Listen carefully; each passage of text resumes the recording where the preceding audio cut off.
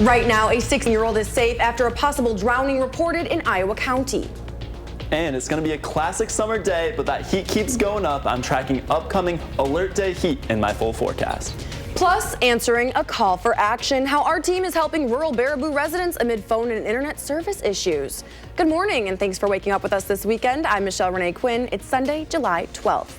We begin with breaking news overnight. U.S. Senator Lindsey Graham has died. His office says it was after a brief and unexpected illness. No further detail on Graham's death is immediately available, but a recording of an emergency phone call Saturday evening to a residence belonging to the senator mentions a dispatch for cardiac arrest. Checking in now with meteorologist Jason Carlson. He's got your first warn forecast this morning. Hey, Jason. Good morning, MRQ. It's very nice as you step outside this morning. It's 62 out there at the Madison Mallard Stadium, Cam, and we got those winds out of the north at 3 miles an hour. So a great morning. Some fog is out there because of those cool temperatures. So Lone Rock, you're just seeing a visibility of 1, but that's actually up from our last half hour where you guys had a visibility of 0. And here in Madison, we could be seeing some of that fog in those lower lying areas, but that'll burn off very quickly. It's already starting to burn off. We'll be seeing that sun out. We'll see a high of 88 today, a great summer day, a little bit on the warm side, but we're going to have a lot warmer coming our way. Looking at those alert days, that's going to be for that heat. Monday, Tuesday, and Wednesday, we have highs in those 90s. Those feels like temperatures are going to be in those upper 90s, maybe nearing 100 on Tuesday. So take into account that heat, and I'll have that full update on that heat, how long it lasts, coming up soon. And we'll be checking in shortly. Thank you. In Iowa County, bystanders saved a 16-year-old in Black Hawk Lake. Someone reported a possible drowning to the Iowa County Sheriff's Office. Now, this happened yesterday just before 3 at Black Hawk Lake Recreation Area in the town of Highland. When first responders arrived, bystanders had already pulled the teen from the water. EMS, including a UW Med Flight helicopter, began assessing. However, the teen refused treatment or transportation. The Greene County Sheriff's Office is charging a 61-year-old Greene County man in a child sexual assault investigation. Authorities say they received information in May about repeated sexual assaults. The report says this incident happened years earlier in rural Greene County, including the town of Brooklyn. After an investigation, the sheriff's office arrested Rick Peel of rural Oxford on suspicion of repeated child sex crimes. He's scheduled to be in court for a preliminary hearing at the end of the month. Now to the war in the Middle East. U.S. forces launched another attack on Iran early this morning after the country again hit a ship in the Strait of Hormuz. As CBS News correspondent Wendy Gillette reports, Iran says it then targeted U.S. military bases in the Middle East, including in Jordan. U.S. jets roared into the night to attack Iran, what Central Command describes as retaliation for Iran hitting another commercial ship in the Strait of Hormuz. U.S. forces struck about 140 military sites in Iran using precision munitions. CENTCOM says Iranian missile and drone sites, ammunition storage facilities, and coastal surveillance locations were among the targets. This is the third round of U.S. strikes in the past week, hitting over 300 targets. They want to make a deal, but they don't know how to make a deal, and then they go around shooting ships at night. I don't like that. Iran's foreign minister met with his counterpart in Oman yesterday about the Strait of Hormuz. The U.S. had demanded Iran publicly state the waterway is open without tolls, and its attacks on ships are over. Instead, there was another Iranian strike on a Cyprus-flagged container ship. Defense Secretary Pete Hegseth wrote on social media, quote, "Iran made a poor choice. Now they pay." Iran says it retaliated with more attacks on U.S. bases in the Gulf. Iran's supreme leader, Moshtaba Khamenei, issued his first statement since the funeral of his father, pledging revenge, writing, "This vengeance is what our nation is demanding." Wendy Gillette, CBS News. The continuing attacks have led to a rise in gas prices this week, currently at an average of $3.88. Now in Madison, police say a 39-year-old went on a chase with MPD in a stolen vehicle. Now the pursuit started on the Beltline and ended in a residential area on the east side. Just after 1, a sheriff's deputy noticed a stolen Cadillac sedan in front of him as he was driving west on the Beltline. Officials had to stop the chase after the driver exited onto John Nolan Drive. Now MPD says the driver continued to drive erratically above the speed limit before hitting an uninvolved vehicle. Several minutes later, the driver hit a tire deflation device on Atwood, stopping near Nuestro Mundo Elementary. A woman ran away on foot with her dog before being stopped on Hague Avenue. After a search of the car, officials found drug paraphernalia and cocaine. The dog was not injured and taken to the Dane County Humane Society. Police arrested the woman, who could face several charges. Authorities say she's on active community supervision, which led to the Department of Corrections placing a hold.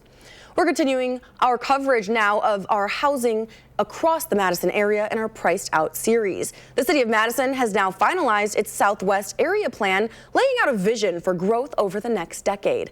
The city planner says Madison is focused on putting mixed-use development where it's easy for people to access. We look at those major transportation corridors within the Southwest area. We didn't have BRT routes extending up to Southwest area, so we had to look at transit corridors. So places like Schrader Road, Raymond Road that have transit. We looked at areas where additional development can occur. The city will also focus on making the busiest streets safer in the new plan, with a focus on keeping speed limits down in high-use and school areas. The state of Wisconsin ranks 8th among all 50 in the nation, and that's according to a new national report that measures of each state's economy, environment, labor force, education, health, safety, and more.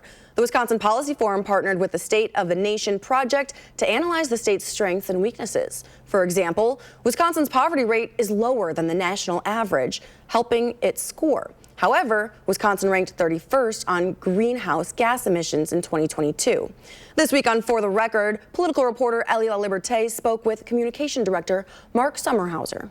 We should have some sense of pride, I think, in how we fare in these metrics, but we also shouldn't get complacent. It's important to look at maybe some of the areas where we're declining and think about ways that we can turn that around, or even some of these categories. Voter participation is a good example. We're not really sliding. We're kind of holding our ground there. Think about ways that we can maintain our top 10 standing in those categories.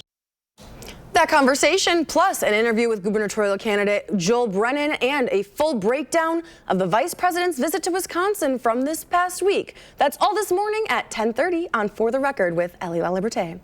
Let's check in now on your certified most accurate forecast. Jason Carlson's got that for you this morning. Hey. Hey, Michelle Renee, it's looking good today. It's going to be summery out there for your Sunday, but that heat continues to build into Monday, Tuesday, and Wednesday. And we do have a rain chance maybe later this week. So let's get to those heat safety tips. I've been telling you guys it's hot, but here's what you should do about it while you still have time to prepare. You're going to want to stay hydrated. Make sure you're drinking that water. Maybe just go for it. Buy that iced drink wherever you are. Just treat yourself, as you need to stay cool. Stick to those shaded areas. They're going to feel a lot cooler, as we'll have sun almost this entire next week. You want to wear lightweight, light colored clothes. A lot of people wear sun shirts when it's this hot to keep that sun off them. That can help even opposed to a t-shirt. And you want to check on elderly and make sure your pets are doing good. If you see excessive panting, you want to check in on those pets. Today, though, that heat won't be too much of a concern. We see that high of 88, but those dew points are low. We don't have that humidity out there today, so it'll feel like a textbook summer day out there. Michelle Renee? All right, thank you, Jason. Still ahead on Weekend Mornings, the full story of how our Call for Action team is helping rural Baraboo residents get connected after cell, internet, and phone service issues, plus the new changes coming to their area. But first, meteorologist Jason Carlson will return with your full forecast, and it's a beautiful day, so if you haven't rolled out of bed yet, here's a look outside our weather window. We've got you here on Weekend Mornings, and we're back after the break.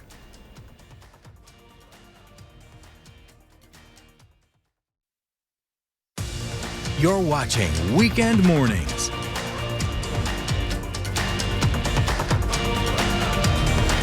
Hey, welcome back. Jason Carlson is live in our studio in Madison, and he's tracking your first warn forecast this morning. Good morning. Good morning. We got good news for today. It's going to be a great day out there. A little bit warm, but that warmth really builds going into Monday, Tuesday, and Wednesday. We're going to have feels like temperatures in those mid to upper 90s, so we have that alert day conditions, so you can prepare now. This heat isn't anything record-breaking, anything crazy out of the ordinary, but it is going to impact you, so we want you to take those precautions now while you still can. So look looking at that risk from the heat, we got a major risk from the heat across much of the area for Monday. That continues into Tuesday. For your Wednesday, it backs off a little bit. We'll see those temperatures go down slightly. They'll be in the lower 90s versus the mid 90s like we might see on Tuesday. And then that sticks around into our Thursday, especially if we don't get any of those rain chances. It'll stay hot until we get something to kick out this heat.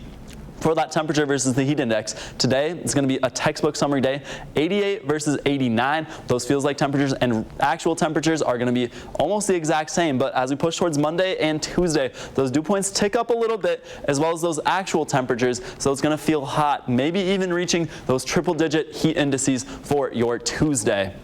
As we look at why this pattern's going on, we're gonna have another heat dome. This one's a little bit different than our last one. It's coming off the west coast, and some people out west are gonna see record high temperatures. They're breaking triple digits in Montana, 110 degrees in some spots, but here in Wisconsin, we're gonna be in those 90s because we're on the far side of this high pressure system, getting that drier air from Canada. So it's not gonna be a humid heat like we saw last time, but it is gonna be just plain old hot. And as we move towards the end of the week, this heat dome weakens and we'll see this jet stream try and get into the Madison area. It may stay to our north, so we might miss those rain chances, but we're watching that for Thursday and Friday towards the end of this week. Going to track that closely for if we see any storms or not. Across the region today, it's going to be in those upper 80s for most of us. Eau Claire, you guys reach 90 up there, and those overnight lows are going to be into those 60s. This is the last time we'll see the 60s for a couple days, so enjoy it. Maybe open up those windows as you wake up tomorrow morning for your Sunday, and that'll be just above our average low of 62. Those rain chances, as I said, it's going to be ticking up as we move towards the end of this week, towards Friday, and as we look towards the 10-day, slightly warmer for you folks in the cross, 95 for Tuesday. And here in Madison, we have that nice Sunday, then those alert days to start off your week, and as we push towards the end of next week, maybe some rain chances, but it looks like those clear out going into next weekend. All right, Jason, thank you so much. Now, some rural customers near Baraboo say they're paying for phone and internet service they can't rely on. Now, this struggle has been going on for years, predating the current carrier, but choices for phone and internet are limited in parts of Sauk County. Multiple consumers have reached out to our Call for Action team because when service fails, getting help can be just as frustrating. I live about there, Dan lives about there, Warren lives about there. Tom Kriegel says slow speeds and unreliable internet are a constant problem in rural Baraboo. You know, you'd go on the internet, it would suddenly quit. You never could depend on it. He's dealt with intermittent internet and what he describes as surprises when it comes to the phone bill. They started overbilling, but then they started charging me for every local call. Kriegel says when he started being charged for local calls, it was a service he did not request and was not previously billed for. In a statement, Brightspeed tells us when a customer requests a change, agents review required call components, RCCs, which clearly outline service details, terms, and billing expectations before any updates are completed. Customers must acknowledge these disclosures for changes to take effect. The Department of Consumer Protection says companies are supposed to inform customers of changes before they go into effect. The consumers to receive a 28-day notice in writing as to any change in feature, function, or capability from the company,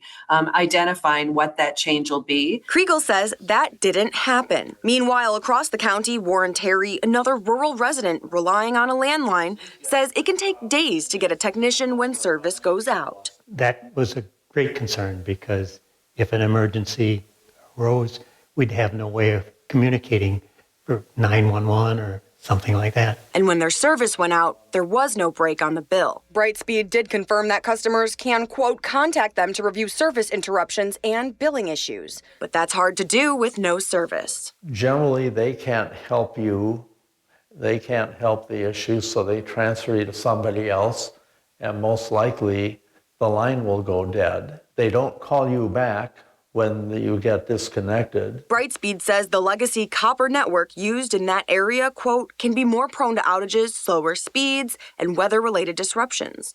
Daniel Holzman says for years, rain meant trouble. The same issue again and again and again, And then the phone works, and then all of a sudden it rains and the phone doesn't work. I mean, it was very, very, very frustrating. Holzman then had no service for the week in the time between the rain and the technician's arrival. He contacted Call for Action, and after a few months, they were able to get the line replaced. But that's not always the case. The company always makes an excuse that the line is getting old and it needs repairs. Brightspeed says it's committed to transitioning these communities from copper to fiber, but local residents say they just make that comment and they never seem to do much of anything. Despite Brightspeed being the only practical option for residents in this area, The law is the law for whatever company is servicing an area. There are not different standards. the Department of Consumer Protections has 184 complaints against Brightspeed in the past 7 years, and Call for Action has 8 in the past 4. And billing discrepancies continue, customers getting the runaround when trying to contact the company. DATCAP says it continues to mediate all complaints it receives against Brightspeed and is often successful in resolving the alleged issue. Now you can find the full statement from Brightspeed with this article on channel3000.com. And if you have telecom or other consumer issues, reach out to Call for Action. Again, that new number's on your screen. It's 608-690-6722. Just leave a voicemail for our consumer advocates with your name, number, email address, and communication preference, and our volunteers will call you back. And right now, faster internet is officially on its way to Baraboo. Brightspeed confirms it's advancing its plan to build its multi-gig speed fiber network for more than 8,200 homes and businesses in Baraboo. Now, they continue to say that right now construction is underway for more than 6,700 locations, with work close behind for another 1,000. And service is already available to more than 1,100 families and small business owners in the community. Moving forward, Brightspeed also has plans to expand the fiber network in neighboring communities, including Columbia and Dane County. Now, still ahead on weekend mornings, in your sports fix, homegrown highlights from the MLB draft. So keep it here.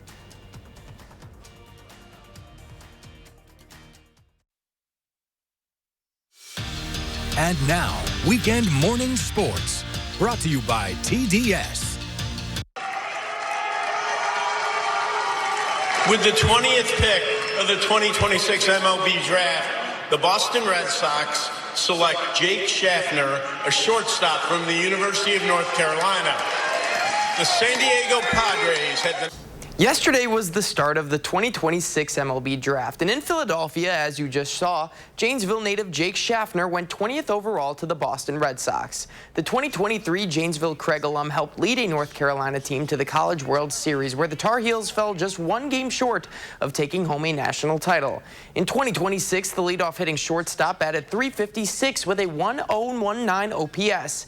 Schaffner climbed the draft board this weekend after being viewed as a second-round or third-round pick.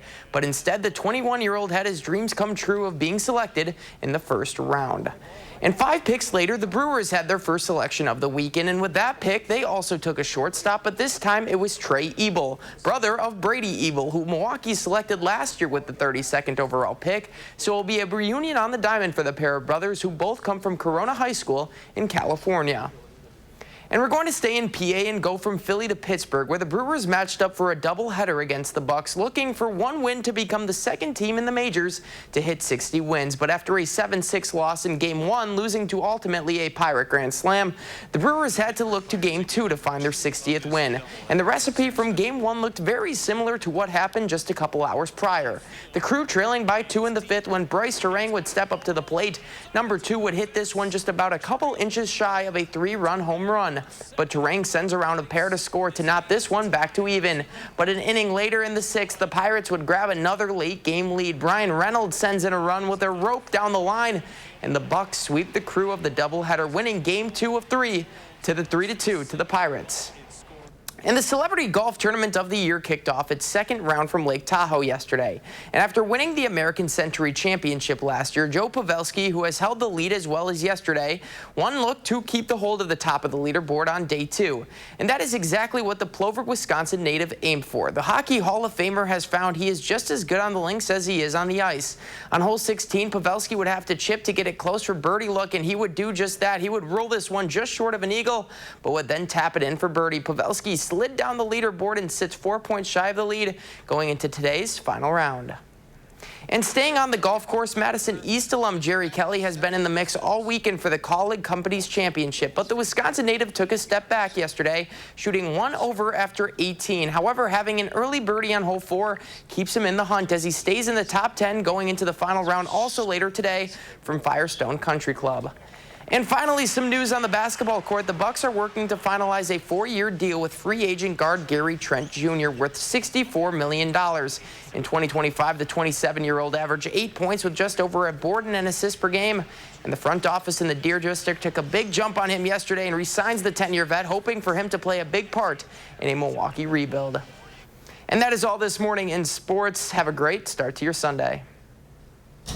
Nash, thank you. You too. Let's check in now with Jason for a quick update on that heat that we're expecting. What do we need to know today? Yeah, it's going to get hot as we move into your work week. But today, enjoy that weather out there. It's going to be summery for your Sunday before those dew points and temperatures reach up into those 90s.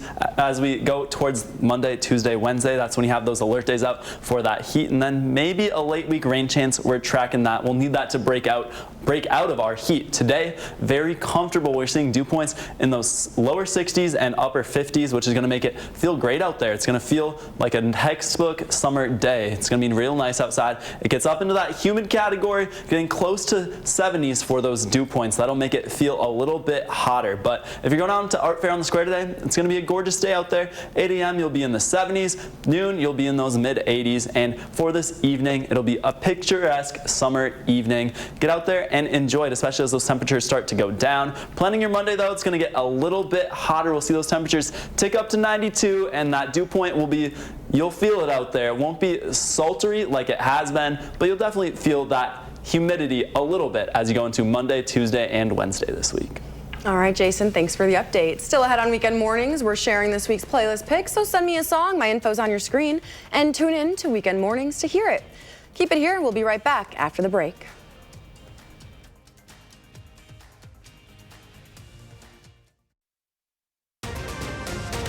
New overnight, Senator Lindsey Graham has died, what we know so far. And it's going to be a classic summer day today, but that heat keeps going up. I'm tracking alert day heat in my full forecast. Plus, we've got one way for you to cool off if you live in Sun Prairie, the long-awaited Family Aquatic Center. Good morning, and thanks for waking up with us this weekend. I'm Michelle Renee Quinn. It's Sunday, July 12th, and we begin with breaking news overnight. U.S. Senator Lindsey Graham has died. His office says it was after a brief and unexpected illness. No further detail on Graham's death is immediately available, but a recording of an emergency phone call Saturday evening to a residence belonging to the senator mentions a dispatch for cardiac arrest. 7:28 this morning, we're checking in with First Morning meteorologist Jason Carlson. He's got what you need to know.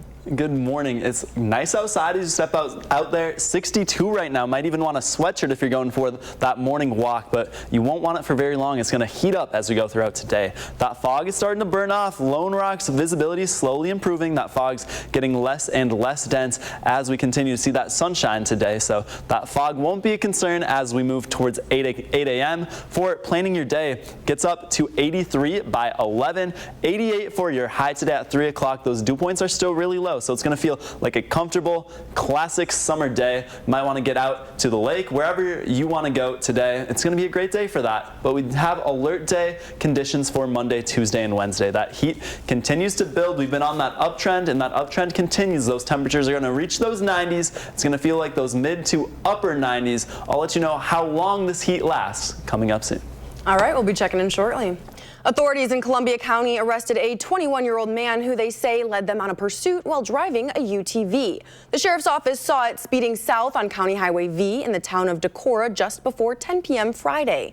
The sergeant tried to stop him, but the man reportedly drove recklessly for several miles at over 90 miles per hour. The UTV crashed in a nearby cornfield, but they could not find the driver. Authorities launched an extensive search and found him shortly before 8 a.m. Saturday morning. Now to a significant first warn traffic alert. If you need to use that stretch of Highway 69 between New Glarus and Monroe, you'll need a different route. On Monday, State Highway 69 is closing. That's between Cowpath Lane in New Glarus and Bushnell Creek near Monroe. Crews will be finishing roundabout work, replacing the bridge over Little Sugar River, and replacing 9 culverts along the roadway. Now, this closure will last through the end of August. We have more information on specific detours at channel3000.com. And construction is also beginning soon on the main route between Baraboo and Merrimack. Crews will begin working on Highway 113 between Mound Street in Baraboo and Highway 78 in Merrimack tomorrow. The $4.4 million project will improve road quality and realign the curve of the highway through Devil's Lake State Park to make it safer. The highway will be closed to traffic just south of County Highway DL while crews are working on the curve. The rest of the highway will stay open under flagging operations. And State Highway 16 in Watertown is expected to open tomorrow. The road has been closed since May 6th as crews were completing some resurfacing work, but drivers are asked to obey traffic control signage until it is removed and use caution while driving near a work zone.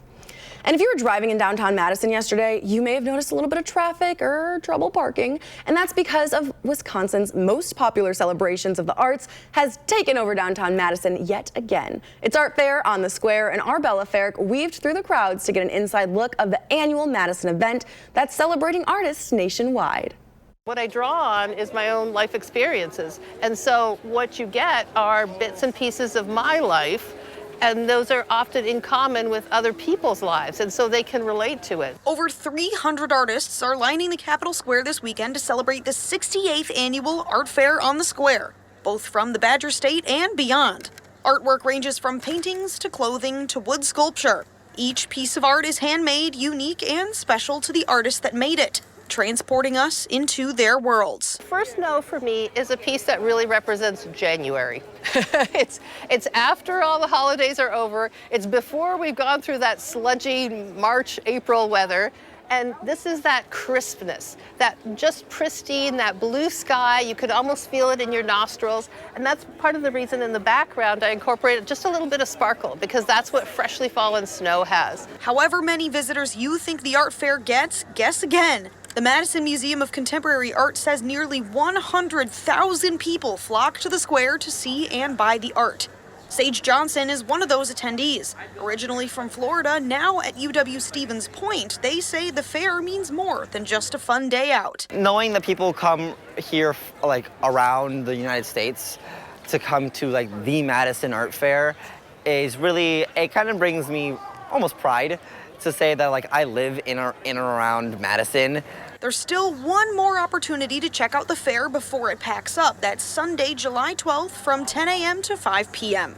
Reporting in Madison, Bella Ferrick, News 3 Now.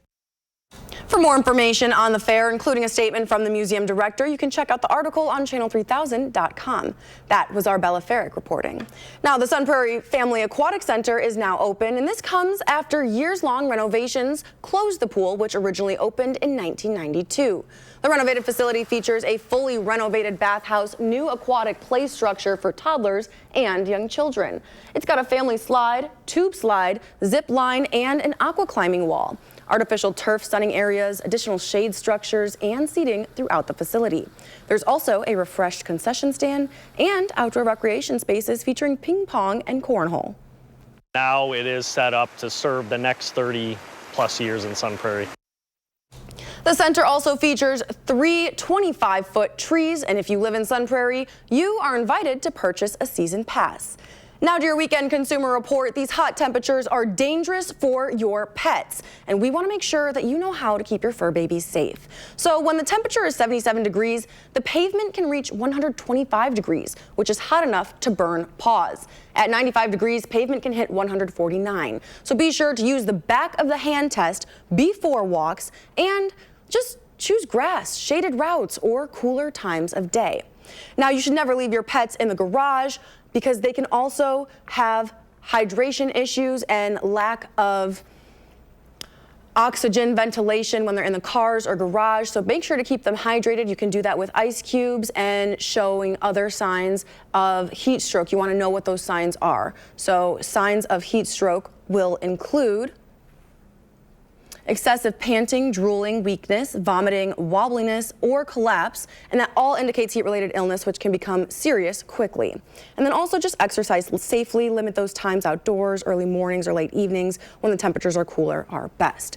Now, if you're wondering just how hot it'll get, Jason has more on what you can expect and something for our furry friends. Good morning. Yeah, if you're walking the dog today, morning's definitely going to be that time to do it, as that sun will bake that pavement. Stick to those grassy surfaces if you are going for that later walk, and that'll continue throughout this week. It's going to be hot out there. As well, if you're heading to the beach today, if you're at Art Fair on the Square, you want to head down to one of those beaches on Lake Mendota, Lake Monona, this is the spot to be. They're going to be open. They're still doing good this year, and you're going to want to visit those beaches throughout the week if you can. Monday, Tuesday, and Wednesday, all up in those 90s, well above our average of 82. So a hot week coming our way and a dry week as well. We don't have any rain chances until Thursday, Friday, and those still aren't all that great of rain chances. All right, less rain, more sun. We'll keep it cool and we'll stay safe. Thanks, Jason. Time now 7:36, still ahead in sports, homegrown highlights from the MLB draft. But first, here's a look outside. Jason Carlson will be back with your full forecast when we return on Weekend Mornings.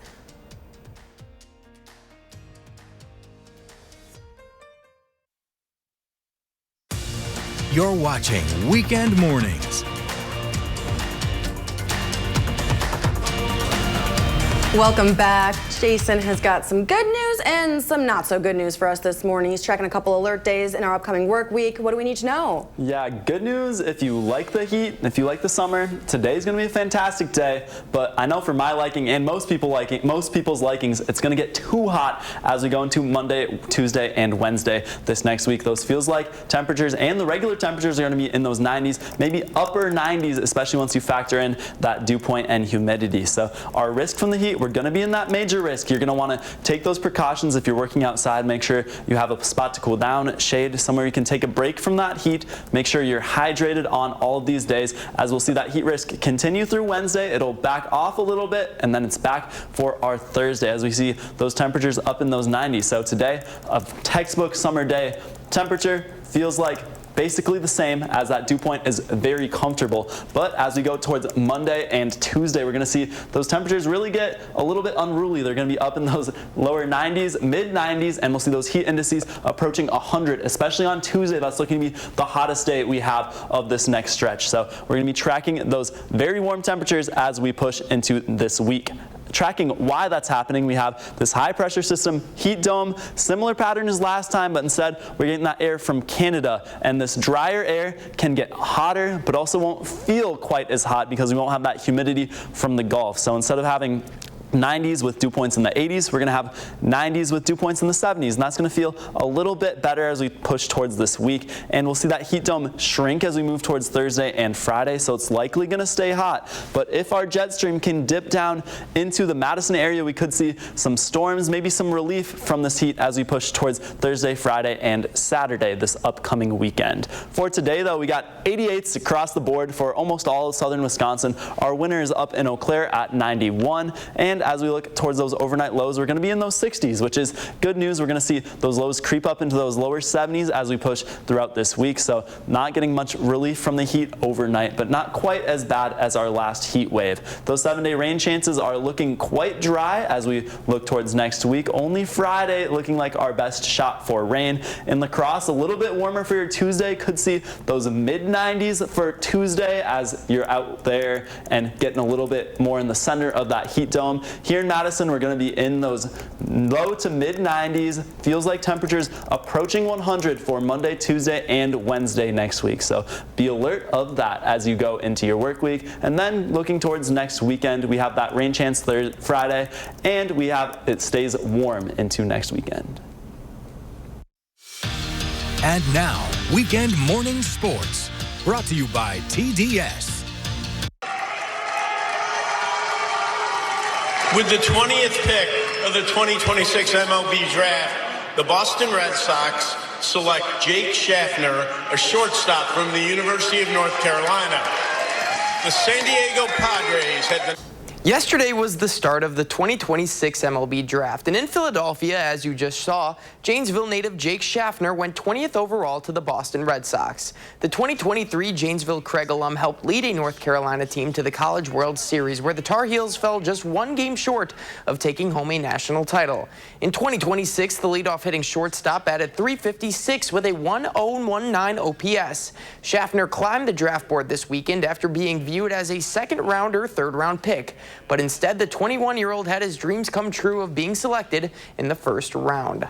And 5 picks later, the Brewers had their first selection of the weekend, and with that pick, they also took a shortstop, but this time it was Trey Ebel, brother of Brady Ebel, who Milwaukee selected last year with the 32nd overall pick. So it will be a reunion on the diamond for the pair of brothers who both come from Corona High School in California. And we're going to stay in PA and go from Philly to Pittsburgh, where the Brewers matched up for a doubleheader against the Bucks, looking for one win to become the second team in the majors to hit 60 wins. But after a 7-6 loss in Game 1, losing to ultimately a Pirate Grand Slam, the Brewers had to look to Game 2 to find their 60th win. And the recipe from Game 1 looked very similar to what happened just a couple hours prior. The Crew trailing by 2 in the 5th when Bryce Terang would step up to the plate. Number 2 would hit this one just about a couple inches shy of a 3-run home run. But Terang sends around a pair to score to knot this one back to even. But an inning later in the 6th, the Pirates would grab another late-game lead. Brian Reynolds sends in a run with a rope down the line, and the Bucks sweep the Crew of the doubleheader, winning Game 2 of 3 to the 3-2 to the Pirates. And the Celebrity Golf Tournament of the Year kicked off its second round from Lake Tahoe yesterday. And after winning the American Century Championship last year, Joe Pavelski, who has held the lead as well as yesterday, one look to keep the hold of the top of the leaderboard on day 2. And that is exactly what the Plover, Wisconsin native aimed for. The Hockey Hall of Famer has found he is just as good on the links as he is on the ice. On hole 16, Pavelski would have to chip to get it close for birdie look, and he would do just that. He would roll this one just short of an eagle, but would then tap it in for birdie. Pavelski slid down the leaderboard and sits 4 points shy of the lead going into today's final round. And staying on the golf course, Madison East alum Jerry Kelly has been in the mix all weekend for the Colleague Companies Championship, but the Wisconsin native took a step back yesterday, shooting 1 over after 18. However, having an early birdie on hole 4 keeps him in the hunt as he stays in the top 10 going into the final round also later today from Firestone Country Club. And finally, some news on the basketball court. The Bucks are working to finalize a 4-year deal with free agent guard Gary Trent Jr. worth $64 million. In 2025, the 27-year-old averaged 8 points with just over a board and an assist per game. And the front office in the Deer District took a big jump on him yesterday and re-signs the 10-year vet, hoping for him to play a big part in a Milwaukee rebuild. And that is all this morning in sports. Have a great start to your Sunday. Thank you, Nash. Up next on Weekend Mornings, the call for action, June statistics, how much money was recovered for consumers ahead. Plus, we check in on your weekend forecast. Stick around. Meteorologist Jason Carlson is back after the break. But first, if you've got a little kid turning 3 soon, let us know. We'd love to share their picture and wish them a happy birthday on TV. We'll be right back.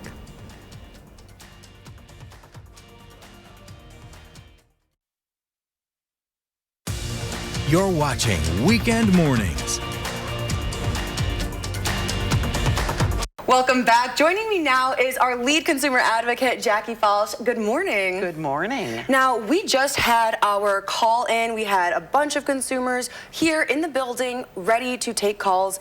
What are our results for last month's totals? Last month we took in a total of 72 new cases, and that's up about 35% from a year ago. Okay. So I think that's a direct correlation, having more cases because of the call-in show.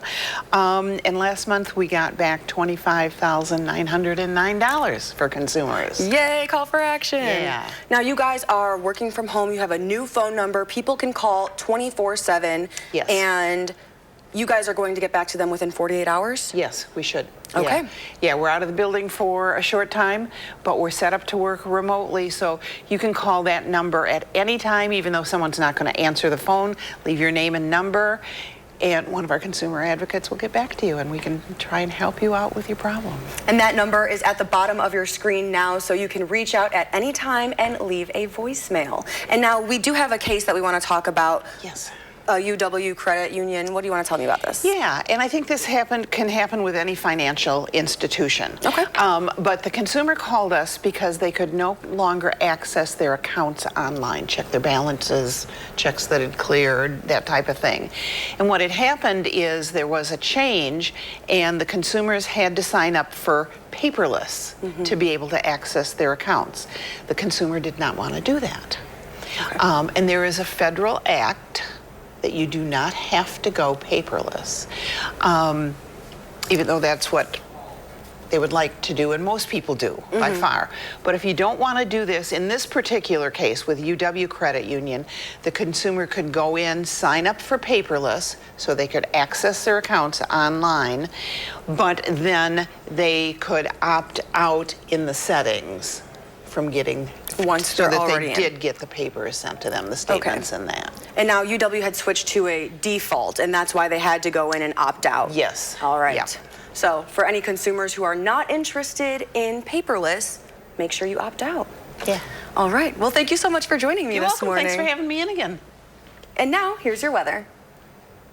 We got a very nice summery day coming our way today. As you step outside, it's going to start pretty cool, but it'll heat up very quick, reaching our high of 88 around your 5 o'clock hour. So a fantastic day. Get outside, get down to Art Fair at the Square, get to a lake. It's going to be nice out there. But we're going to look into those heat safety tips. You're going to want to stay hydrated, find some shade, wear lightweight, light-colored clothes, and make sure you're checking in on elderly and the pets as we look towards more alert day heat. Looking at our 10-day, the next 3 days are going to be seeing 93, 94, and 92. So that alert day heat is back. It won't be quite as humid as last stretch, but still hot, and you're going to need to plan for that heat coming up this week.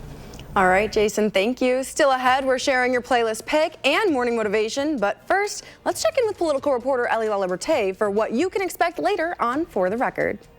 Coming up on For the Record, the vice president back in the Badger State this week. We're breaking down his visit. And the race for governor just got smaller. David Crowley, the second candidate to drop out and throw his support behind the lieutenant governor. We're sitting down with Joel Brennan about the shift. And later, the Wisconsin Policy Forum released its State of the State report, what it tells us about Wisconsin's economy, environment, and labor force. That's all ahead this morning on For the Record at 10:30. You're watching Weekend Mornings.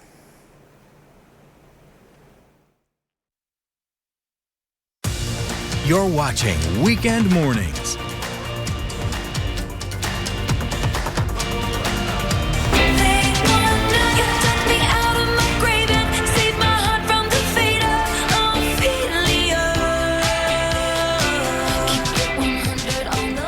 You're listening to The Fate of Ophelia by Taylor Swift. Send me a playlist pick and be a part of our weekend mornings. My email is on your screen now. That's mrquinn@wisctv.com.